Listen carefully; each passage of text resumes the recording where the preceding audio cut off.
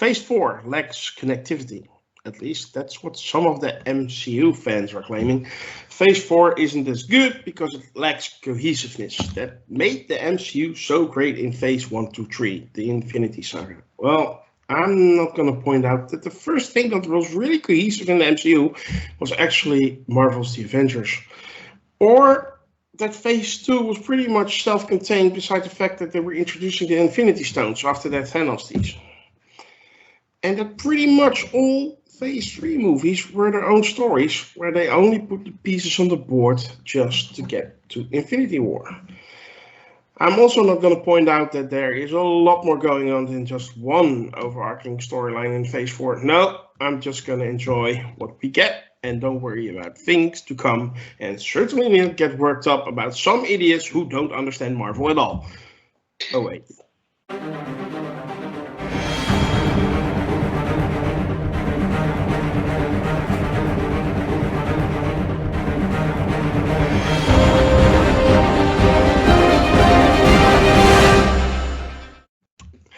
Hello, and welcome to the Review of Champions. It's time to talk about Ms. Marvel Episode 5, Time and Again, and Episode 6, No Normal.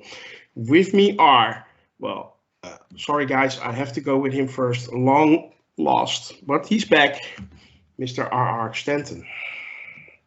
How are you doing? It's super awesome to see you guys. I'm upset that I haven't been around more often, but I'm really excited. I'm really excited. Good to talk to you. Well, to be honest, we are a little bit upset too. Voice only, but appreciated nonetheless, Mr. JB. How are you doing tonight, sir? Good, man. I'm good. Glad to be back. Yeah. A little while. Yeah, it's been a while, and I will tell you why later. But first, let me introduce our last panel member for today. It's Mr. Taylor first. How are you? Hey, I'm great. Short and sweet as always. Before we start, I would like to ask you all to hit that like and subscribe button and maybe join our forum on Sakar, sakar.freeforum.net. It's a nice little community full of nice fans. We would love it if you join us. Sign up, join the conversation. If you want, you can be on the podcast or review. JB did it, Murph did it. A lot of new fans I hope to see soon. We're going to do a combined review for episode 5 and 6. You may hear it in my voice. I was a little bit under the weather last week and was not able to record last week. It's all my fault. We're going to talk spoilers right now, so if you haven't seen the episodes, go check them out first and then come back to the video. JB, I give you the word first. Episode 5 and 6, what did you think? I liked both the episodes. I think my biggest concern with the character of Miss Marvel is not really with the show. The show itself is really good. I mean, the comedy's outstanding. All of it's good. What I think makes me nervous is if they're going to make her into the serious character hero. You know what I'm talking about? Like, is she going to be at the level of a Wanda Maximoff or a Shuri, or a Wasp? I can't, with what we've seen so far, it's funny. The comedy's great. And I'm really curious how they're going to portray her in the Marvels movie. But outside of that, it was great. I mean, I have no complaints at all. Well, I hope I got a little bit of the vibe when I rewatched the finale earlier tonight. I hope they will. It gave me a little bit of a Spider-Man vibe when she was jumping around through Jersey City. I hope they keep that tone with her. I think that was excellent, but that's just me. Taylor, what did you think of the last 2 episodes of Ms. Marvel? I have been really enjoying Phase 4 of the MCU. And one of the reasons I've been enjoying it is because they have been making some really big swings. All right, they've been going outside of the box. They've been trying new things. They've been doing different things. Some of those big swings have been home runs. Ms. Marvel was a big swing. All right, this is a risky character to take on. this was not a home run. This show wasn't a strikeout. It's a grounder to third, and they made it to first base. So it's mostly good. It's solid, but not a home run. And we will get into the issues that I've had with it. But like I said, not all bad. Okay, fair enough. Arch, well, yeah, I could ask you what you like, what you thought about the last 2 episodes, but you can talk about a little bit about what you thought about the whole show as well, since you're new, sort of. That's true. Yeah, I haven't been on. I like Taylor's analogy. Yeah, grounder single. Sure. Yeah. I think that's pretty fair. I don't think they did anything absolutely incredible with the show, but I think it serves its function. I really like the character. I really do. I thought the vibe of and a lot of its culture, maybe a little music. I thought it was just different enough to be really kind of interesting, and I kind of like just enjoyed feeling that and being immersed in that for a little while as something different. Since there's 2 things you mentioned there. One was the Spider-Man comparison, and I've really felt that the entire episode this is just a young, innocent character who wants to be a hero for all the right reasons, and it's very Spider-Man-ish. So I like that about that is to have another character that's kind of like that isn't an older character with all kinds of problems or things built into them. So I think that's cool. I think the thing you mentioned when you led off with this episode here is the connections of Phase 4, because I've been feeling about that in general with Phase 4. I don't know where they're going. I'm not losing connection with the MCU entirely, but there's also like I don't know how to describe it. Disconnect is a strong word, I think, but I don't know where they're going, so it's kind of hard. There's lots of different things going on, and I don't know where they're all leading, so it's a different feeling than before when we knew we were working towards the Infinity Saga. But this series, I think, is kind of interesting. It's got connections to Shang-Chi. It's got connections to the Ten Rings. It's got connections to Carol Danvers, potentially the Celestials. There was a reference to the Eternals in here. This might be the most connected series that I've seen them do in Phase 4, and I didn't expect that at all. And I'm kind of fascinated by that. We'll probably talk about that more in a minute, but it's kind of interesting. Yeah, we can talk a little bit more about Phase 4 and the connectivity and the role Miss Marvel is playing in that later. I overall thought they really stuck the landing. I've been fanboying out about this show since the beginning. I'm not going to hide it. I'm not going to lie. I loved it. I posted my new ranking on the board. Miss Marvel was number 6 out of 36. So I absolutely adored this show, and I think it's the best Disney Plus Marvel show to date. So especially because of the vibe. I loved the cultural aspect of it. I loved what you saw Kamala's personal life for a lot of for the most part in the show, which I loved. And I think the finale was decent enough for the usual MCU hoo-la-la in the last episode we've seen in all those shows. And I think this one was one of the better ones. And yeah, I absolutely love that last shot before we get that little stinger at the end with Kamala sitting on the lantern. I absolutely adored that, and it was the perfect ending to a perfect show, at least in my book. But not everybody is as positive as me. I'm gonna go to Taylor first. That's not a pun, but it was nice.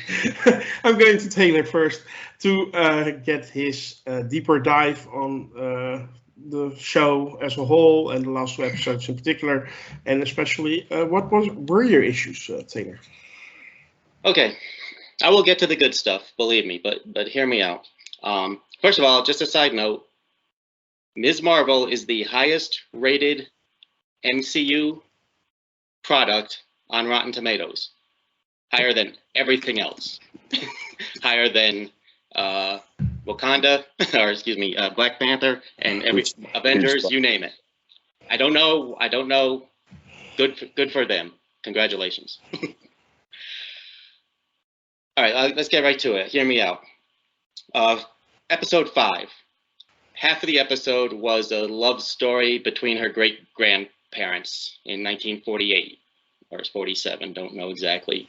That could have been covered in 5 minutes. A montage would have covered that story, and it would have had more time for other things.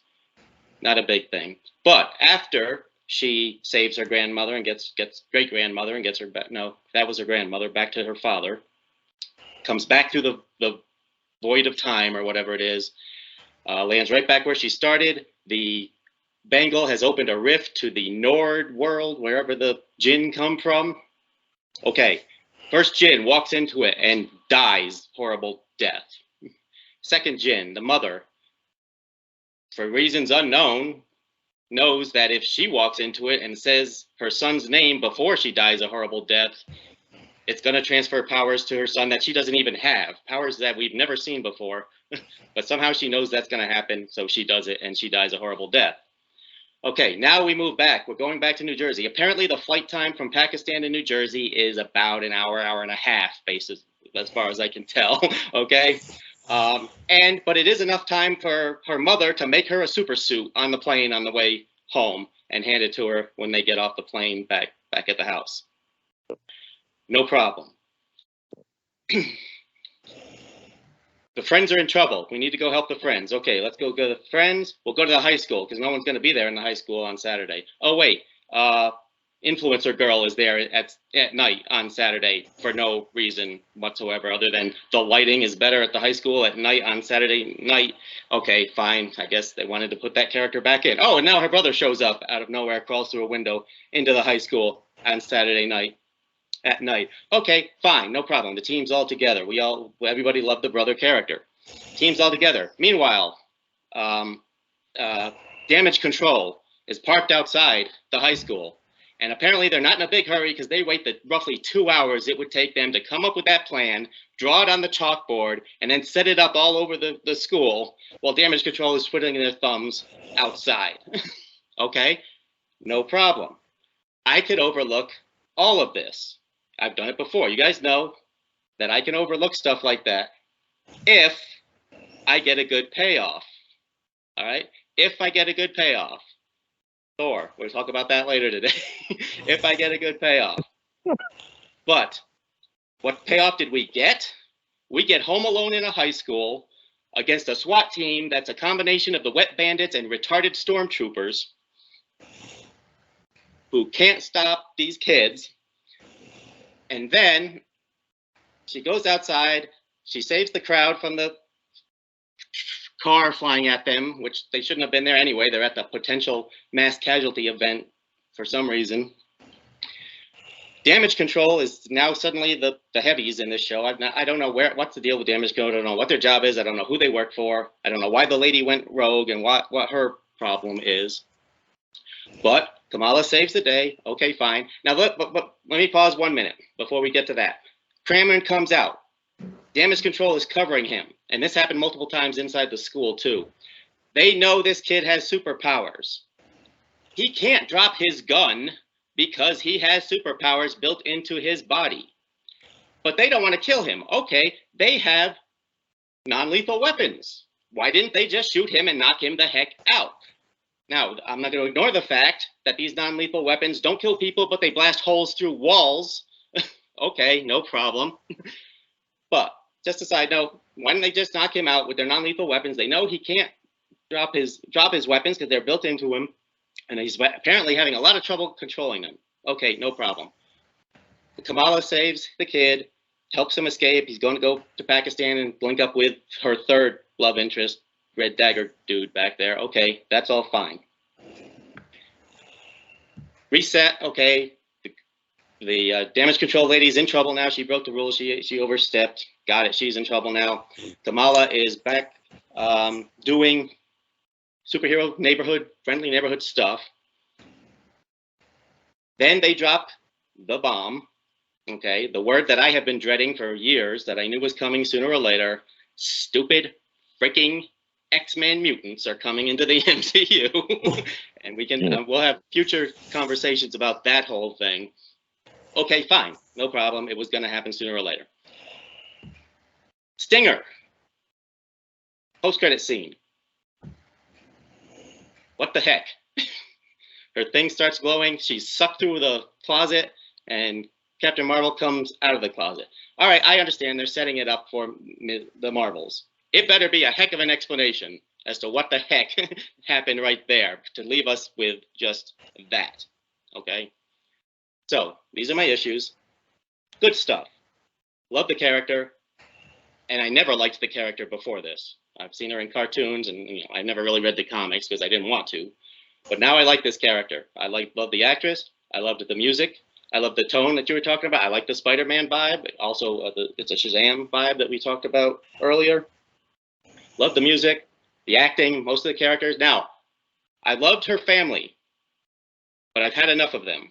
All right, I do not want the next Ms. Marvel project to be overwhelmed with heart-to-hearts with her dad anymore. Okay, great character, great actor, a lot of good done in this show, but good, we're done. She's a superhero now. Let her do superhero stuff. Family will still be there in the background, but I don't want them to take up as much time as they have so far in this one. Love most of the action scenes were pulled off very well. I agree with Arch about the connections.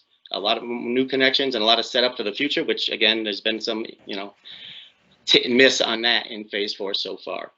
But again, overall good show.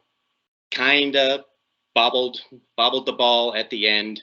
Didn't really deliver what I was hoping for. I mean, honestly, and again, I don't try to second guess them, but I would have been perfectly happy if she had just never went to Pakistan, never took on the Jinn or Damage Control. If she had just broken up a drug gang that was selling drugs to her friends at school or something like that. All right, I wanted to see her like a street level and friendly neighborhood superhero at this point, because now she's going to be with Captain Marvel, who's like an intergalactic cosmic frickin' power superhero. All right, she never had a chance to be just be a friendly neighborhood superhero. Maybe she'll come back to that, who knows. But I'm done for the moment. Well, you had that bottle up for 2 weeks. Okay, I'm impressed. You make a fair point. Absolutely. I guess my suspension of disbelief is a little bit bigger than yours when it comes to the finale of this show. But you're absolutely right. I cannot deny what you're saying is true. JB, do you dare to go after Mr. Taylor?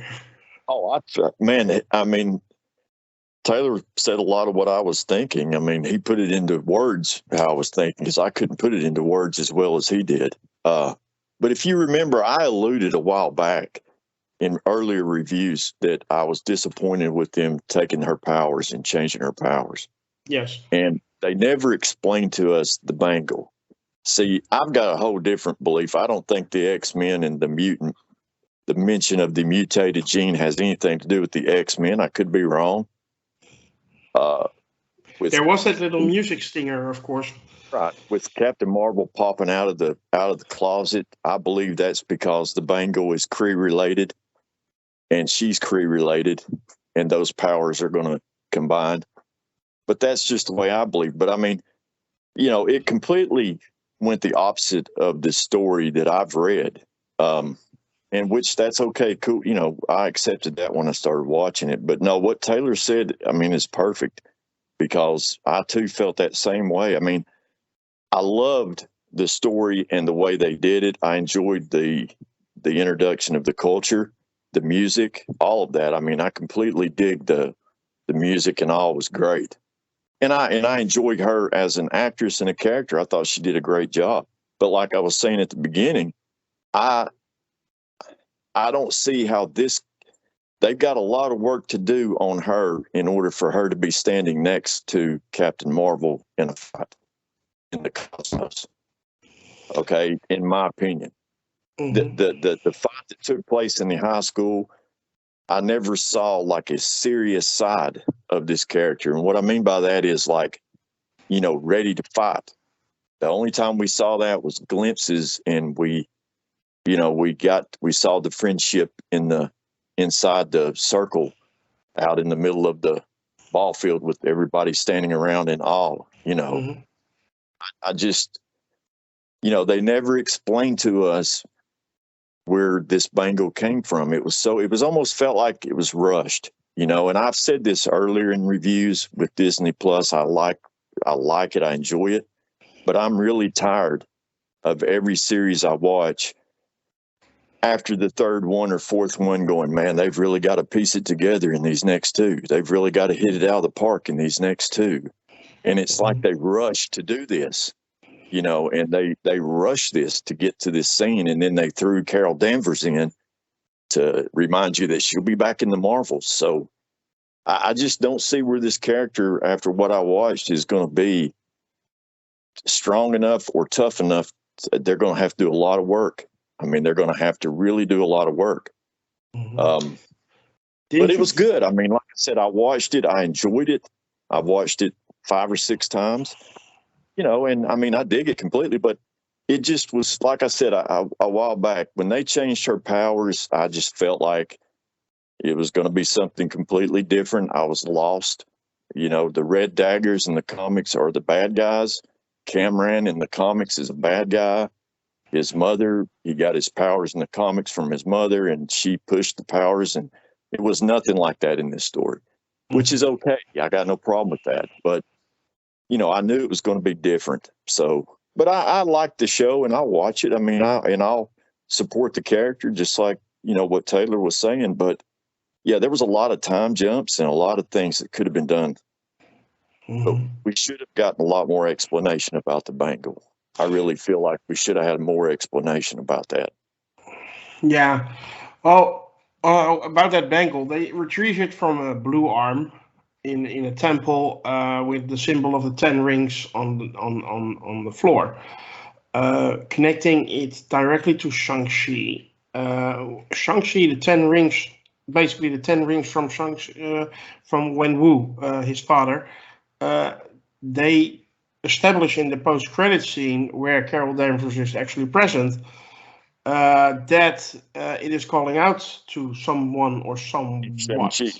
Yeah, and I mean there is. I think there is a connection indeed there, and it is maybe Kree origin. So yeah, it's and when it comes to Kree, they dropped the M bomb in the end of at the stinger. It comes from Bruno. He's a smart kid, but does he know the difference between somebody's altered genes coming through history? Because Inhumans were originally changed by the Kree, humans that were genetically altered by the Kree, and an actual mutation like we know from the X-Men. So I am not too convinced that we are actually going to get mutants, only they drop that M-bomb, and that's just as like, it's coming. And I have the feeling it's not clear yet. And I actually enjoyed the fact that Circle, that end, the way you were talking about, when you say she's not ready to fight. She fights differently. She fights with words. She fights with reason. And I think she got through to Cameron in the end. And how that will develop, of course, in the future, we don't know. Cameron is now with the Red Daggers. You claim they're bad guys. They may not be too pleased with what Kamala Khan has done in the show, in the course of this show. That may change. I don't know, but I do have that feeling. Arch, I'm keeping you waiting. You can rant now after these two gentlemen. You guys like present a lot of interesting ideas. I mean, I feel like actually there's like a lot of interesting stuff to talk about. Like, so, I don't even know where to start. Like, so in terms of mutants, so a small backstory on the non-comic, the business aspect of the mutants. So, you know, just in terms of like why Kamala is an Inhuman instead of a mutant is because at the time Fox had the movie rights to Inhumans, or I'm sorry, mutants, and there was a legal idea that, you know, a legal mandate sort of with Marvel Comics not to create any new mutant characters. So they decided to focus legally on Inhumans, building them up so as not to give Fox other characters that they could use as mutants. So I think it's kind of interesting, and you can take this any way you want. I don't disparage anybody's idea of like how they interpret changing her powers or changing her origin from Inhumans to mutants, but you know, it makes me wonder, like if Fox never had the rights to mutants in film, would Kamala have just been a mutant all along? And I think what they're telling you in this series is the answer is yes. Like, she's intended to be a mutant, not an Inhuman. So I don't know. Whatever. It doesn't matter. Like, she's a mutant. I think that the idea that she's a mutant is what they're going with here. I don't think that the first musical cue to mutants is gonna result in her not being a mutant. She's a mutant. I think that's why they included that in there. It's the first time the MCU's used that cue, which is the 90s X-Men cartoon cue, by the way. I think everybody here knows that. Second time. They also well, that's true. They did use it for Professor X. Although the only reason I didn't mention that is because that was technically in an alternate reality. But this is main continuity. They're clearly saying she's a mutant. I don't think they're not going to go back on that. That's the first time they've used that. They're not going to go back. I also don't think that. I'm just saying they could if they wanted to. It's possible, but I wouldn't put any money on that if it were me. But regardless, I mean, I just think there's so much there's so much in here. Like I didn't think the show would get this, but in the last episode, there's connections to the 10 rings. Like why did they recover that the bangle from a Kree, and why is that in a temple or whatever you want to call it with a 10 ring circle on the ground? There's a lot going on here, man. Like, how exactly did she change places with Carol? And I know there's some ideas that it was just Carol, that it was just Kamala morphing into a Carol-like image, which I know happens in the comics, but if you just look at it, and as the Carol version of the character is looking around the room, this is a person that doesn't know where she's at. It's Carol. It's not. So how did this happen? There's a lot of stuff that made me really start to wonder and go, how is all of this connected? And I don't know how they're going to connect it. There's, I've talked about it sort of with Max about there's a Kree connection, then there's a 10 Rings connection, then there's a Carol connection. There's all kinds of stuff going on here, and I think it's kind of the most sort of interesting question that's been asked so far in Phase 4. What do you think? Well, we have seen Kamala when she first put on the bangle at AvengerCon.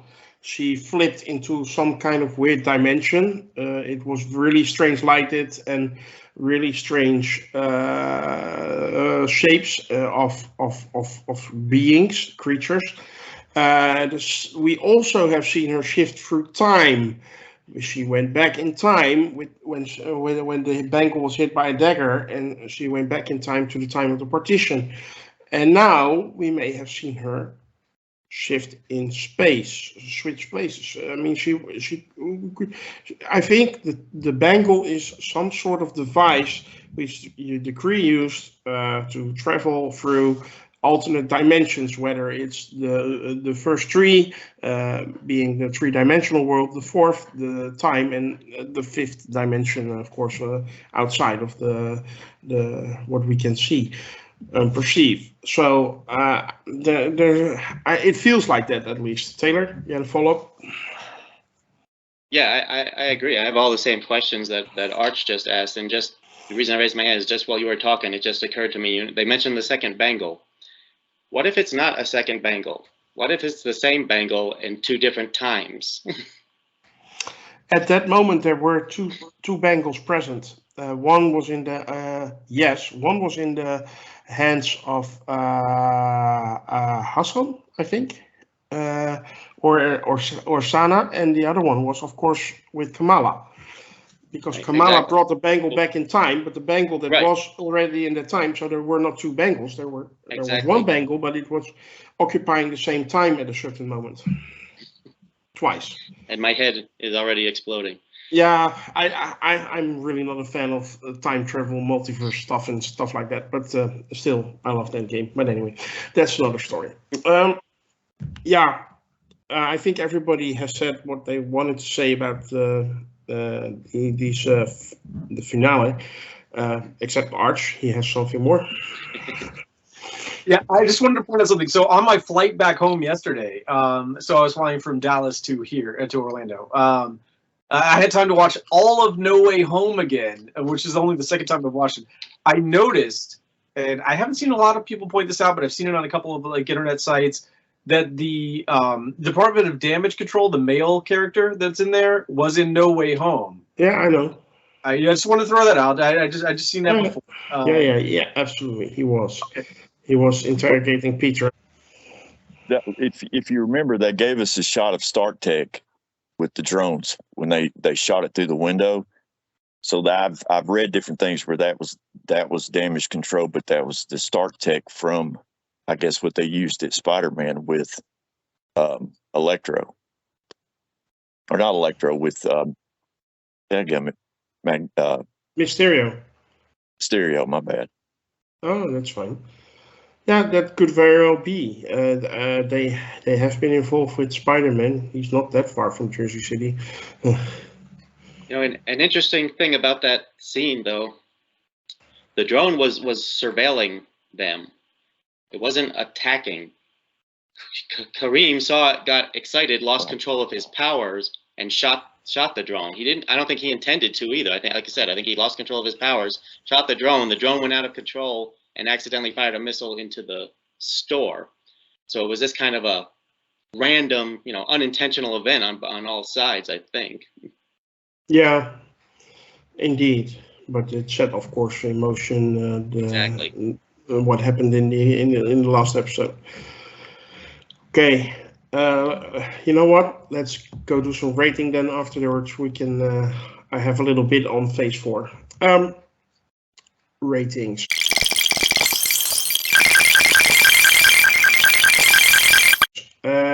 JB, can I have a rating for the last 2 episodes and the show as a whole?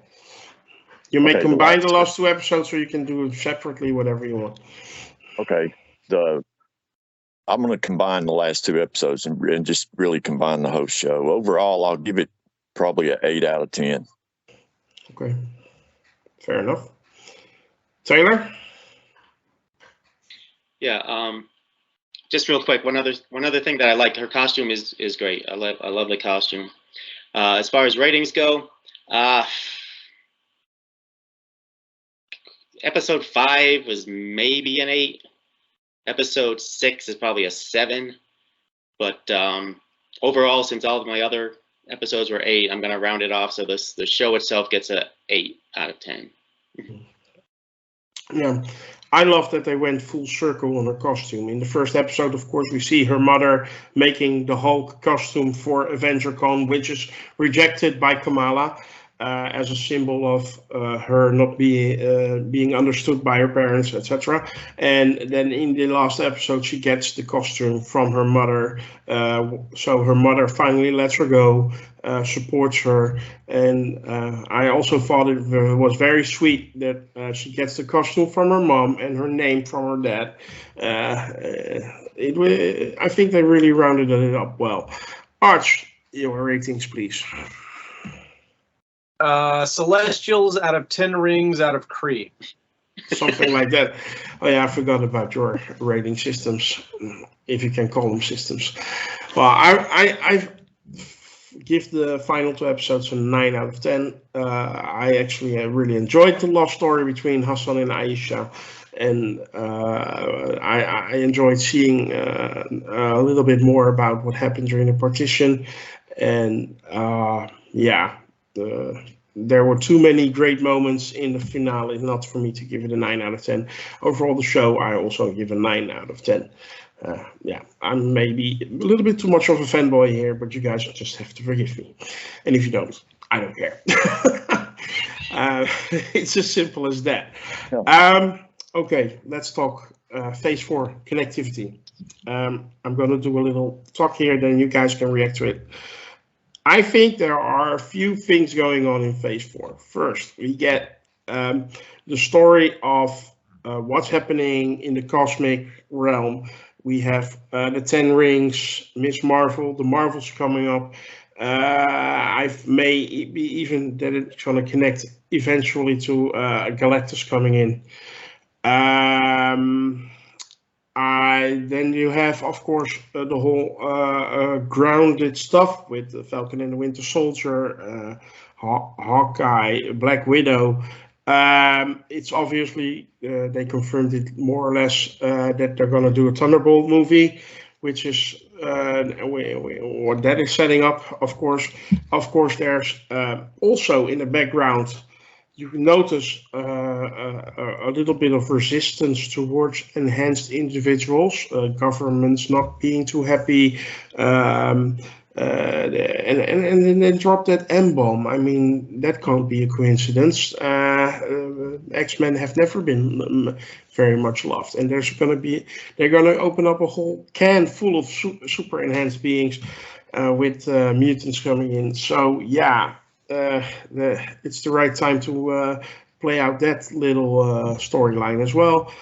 There is a lot of connecting going on in Phase 4. It's just not that obvious to a lot of us, and because that is what Marvel does. They make self-contained stories and they drop little Easter eggs left and right, and in hindsight, yeah, you can connect the dots. But when you were following along, you not always connected the dots at that moment during the Infinity Saga. At least I didn't, but I'm a comics noob. So what do you guys feel? Is Phase 4 connecting enough, or is it totally disjointed from everything we've seen before, or is it too much self-contained, or is it not building on what we have seen before enough, or too much, or have we seen enough of traumatized heroes trying to cope with the aftermath endgame? Talk to me. You know what, Arch, you go first. I think we don't know enough yet. I think that this was the first episode that made me say, or made me think in Phase 4 that there is a point that they're going to get to, and that we're building to it. And it may not be the same point. There may be a couple of points that different things are building to. Like, I would have no idea how Falcon and the Winter Soldier or Captain America 4 is going to build into any of this that's going on. It may be a completely separate thing, which is great, actually. I mean, that's how the comics work, right? Like, everything isn't always about the same event, that's fine. I think it's weird to think that everything that's going on in the entire world has to be related to the exact same story. So I think that's cool. So you're not in agreement with a lot of people that say, hey, it's been a year since there was a big giant celestial sticking out of the earth and nobody has referenced it. We have like a ton of projects and nobody has referenced that big giant as celestial sticking out of the earth. But when you think about it, we only had 4 projects and we done 5, but No Way Home was placed before it because it was a direct sequel to Far From Home, which immediately followed Far From Home. There was no time in between. So you had like Moon Knight, Doctor Strange, Miss Marvel, and Thor. None of them mention the Celestial, but we don't know when they're placed in the timeline, right? So people nag too much, at least in my view. As you might have known, and as has been sort of evidenced by the fact that I haven't been on this particular program in a minute, most of that is because I've literally been out of town and busy, but I have not been paying attention to the fandom too much in general, because I think it's I gotta tell you guys, I'm sorry, it's just it's annoying me. I think people like try to think too much about like why stuff doesn't work instead of why stuff does work, and I think they're gonna get to this. I really am feeling that they're going to get to this, and And there may be multiple answers here. It may not be that everything has to always reference stuff that you think is coming or that you think people have to constantly like reference. Like the idea that this show, Miss Marvel, references Inhumans. I'm sorry, references mutants, references Captain Marvel, references Shang-Chi and the Legend of the Ten Rings. Is Eternals. Yeah, references Eternals is really interesting to me, and I don't know. This might be the first show, and I'll agree with Taylor that this show is a single. It's not a home run, but it is still the first show that makes me wonder how this is all tied together. Loki didn't do that, and I love Loki. I fucking love Loki. I really do. I think that's probably my favorite Phase 4 project so far. But this Miss Marvel is the one that makes me wonder. Wait, how is this all tied together? Loki didn't do that. That's not a disparagement on Loki at all. It's just that all of these shows are accomplishing different things. All of these shows have different tasks. And it's not, you're not supposed to watch all these wondering how they're supposed to answer every single question that you possibly have. That's not the goal. It's just to enjoy what they are, to think about the questions they pose, to consider the answers that they present, and to take it as a larger project. I'm actually more intrigued now after episode 6 of this, after the finale, than I am during any of the preceding 5 episodes, and I think that's a good thing. I think that's great. I'm really interested in where this is going now. Phase 4 in general, Phase 5, whatever, the future of the MCU. I really am. This has got me more interested in what's going on than anything else. And I'll just back up that I agree that and I was talking to Max about this previously. You guys know who that is. That the villains as presented in this series weren't highly detailed. I totally agree with that. But I don't think that was the point. I think it was setting up sort of questions about where is this bangle? Is it in the negative zone? Is it, are these bands the quantum bands, the nega bands, or what exactly is going on with these? And I think those, are they related to the rings that we saw with the 10 rings, the literal 10 rings, not the organization? Or I think those questions are all interesting. Are they related to the Celestials? I think those are cool, and I think they're going to get paid off. So I would just wait for some answers. That's all I'm saying. Exactly. Well, you raised some interesting questions. Jeff, JB, how are things connected? Are they connected to you? What do you feel? Well, y'all do a lot more breaking down on that stuff than I do. For me, I loved Loki because it opened up the door to time travel, and we were introduced to what ends up, or what is potentially one of the most dangerous villains around. And they've said they're going to introduce Kang, different versions of Kang, in movies. Now, I don't know when that's going to take place, but that's what they said they're going to do. I kind of feel like the direction they're going is in a Young Avenger direction. We've been introduced to a lot of the team members of the Young Avengers already. I thought we were going to get Iron Lad in Doctor Strange 2, but that ended up being Captain or Miss Marvel or Captain Marvel. I thought that was going to be Iron Lad. I was really excited about that. In fact, I thought that the Illuminati was going to be the Council of Kings, so I was completely out of the realm on that one. But anyway, they've given us Stature, and they've given us Kate Bishop. Now we have Kamala Khan, which she's part of the Champions, but I think she'll potentially be a Young Avenger, if not an Avenger. But I think that's the direction we're going in, kind of. But I don't, they throw these screwballs at you with these. I haven't seen Thor yet, so I don't know really what all happens in Thor. But the way Doctor Strange 2 ended and everything, I'm I can't wait to see Ant-Man's movie because I know we're going to see Kang in that. So I'm hoping that's the direction we're going. But I think they're introducing us slowly to the Young Avengers. I think we'll see Hulkling in the Secret Invasion or some form of Hulkling. She-Hulk is coming up. I think. I mean, but I kind of feel like that's the direction they're going in, is in the Young Avengers direction, and which I'm open for that. But there's a lot of stuff that's got to tie together, But I also, after watching Shang-Chi and then seeing the extra credit scene with Mark Ruffalo and Carol Danvers and them looking at the rings, I felt like when I saw that we're going cosmic, maybe multiversal. I don't know, but I was watching some things about Quantumania, and they're saying that that a lot of the fighting is going to take place in the quantum realm. So, I don't know. I mean, I feel like they're going to the Young Avengers side with the things that they've given us. But we've got She-Hulk coming up next. Yeah, so absolutely. And we'll see what She-Hulk introduces, and then they're bringing up Loki too, right?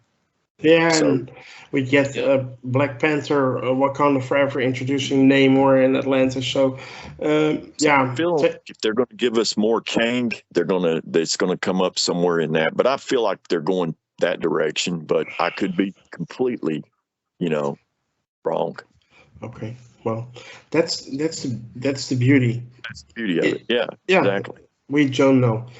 Taylor, do you agree? That's the beauty of it. We don't know. Yeah. Yes, I do agree that is the beauty, that we don't know. And I agree with most of the stuff that Jeff and Arch said. There's just so much going on. And I think a lot of it, is building towards something. I think the Bangle and the rings and Captain Marvel are leading up to something in one direction. I think the Marvels movie is going to be a big movie for advancing whatever this main story is. And I think Ant-Man and the Wasp: Quantumania is going to be a big part of advancing whatever this main story is. But when I say main story, because I think Marvel might be doing some stuff that's not going to be directly connected to the main story. I think there's going to be some side action going on, and that's fine. I mean, we still got Blade coming and Werewolf by Night, and we've still got who else we got coming? We got a whole bunch coming. So I don't think all of it can get connected. We've got Echo with Daredevil and Kingpin, and they're in New York. Maybe Kate Bishop will be there. Maybe Spider-Man will be there. So there could be stuff going on in New York, Greater New Jersey area. There could be stuff going on cosmic. Now, Guardians of the Galaxy 3, I think that's going to be a relatively self-contained thing. I think that's just going to wrap up the Guardians story arc to where it is now. I don't think that's going to have a direct connection. And how do I know? But I don't think that's going to have a direct connection. But what I keep thinking, I think of Phase 4 as like the new Phase 1. Okay, Phase 1, 2, and 3 ended with Endgame. Everything led up to that point. Now it's a continuation in Phase 4, but it's sort of a new beginning also. Well, in Phase 1, we got introduced to the six main Avengers characters and some side characters. Nick Fury, War Machine, and so on. Okay, they were there. They were there. Yes, Coulson, exactly. But it was the 6 main characters. By my count, in Phase 4, they have introduced, in addition to all the guys who are still left over from the earlier phases, they have introduced 16 Marvel superheroes, counting She-Hulk. And not counting Icarus because he's dead. But that's a lot of people. So I hope they're not trying to do too much too fast. And I hope some of them are just going to be more, not entirely, but more relatively self-contained, like Moon Knight. I don't think Moon Knight is in any near term going to be a big crossover with someone else. I could be completely wrong. But I just hope they're not trying to do too much, too fast, too many, and trying to bring them all together into like 1,000 people in one movie, But like I said in my introduction before we started to talk about this, I have the feeling they have like 5 corners of the MCU, which all are developing stories. And maybe at some points, 2 of those corners or 3 of those corners will interconnect somehow, break up again, and then they move on in their own little corner. I agree. That's what I think too. And maybe at the end we will get like a Avengers Secret Wars where everything comes together. But that's a big maybe right now. Well, we're 1 week away from San Diego Comic-Con, where Marvel Studios will present its new slate. And Kevin Feige did drop that we would get some answers of where the overarching story pretty soon. I think they will split it over San Diego Comic-Con and D23 in September. So I think come October, before Wakanda Forever, I think we will know a lot more. I think that will wrap up our review for episode 5 of Ms. Marvel, Time and Again, and episode 6, No Normal.